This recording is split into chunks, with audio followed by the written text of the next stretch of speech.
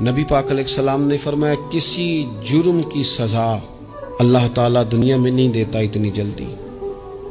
بہت ساری سزائیں رب نے روک دی ہیں، قیامت کو دی جائے گی. اللہ تعالیٰ سب سزاؤں سے ہمیں محفوظ فرمائے. لیکن فرمایا والدین کی نافرمانی ایسا جرم ہے جس کی دنیا میں بھی سزا ملتی ہے. دنیا میں یہ طے ہے. حضور علیہ السلام نے کبھی کسی شخص کے لیے دعائے ضرر نہیں کی. حضور نے تو کبھی یہ بھی نہیں کہا جو پتھر مار رہے تھے کہ یہ تباہ ہو جائیں، برباد ہو جائیں، ان کی ناک خاک آلود ہو جائے. لیکن سیڑھیاں چڑھتے ہوئے جو مشہور حدیث ہے، محبوب نے آمین کہا. اور پھر حضرت جبریل نے جب 3 لوگ بتائے تو ان میں ایک بندہ وہ تھا.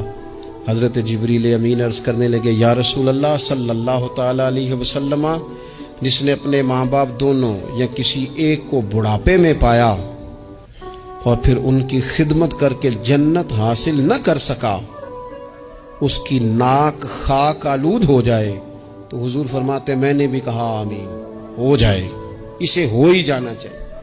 یہ شخص اس طرح کا ہے کہ اسے خاک آلود ہو ہی جانا چاہیے. کبھی بھی زندگی میں اپنے والدین، کیا ہمیں دعا سکھائی قرآن پاک نے؟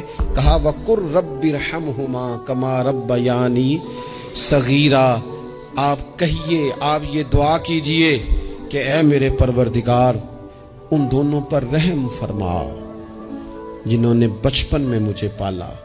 ان دونوں پر رحم فرما. اپنے والدین کے لیے اپنے تھوڑے سے دل کو بڑا کریں.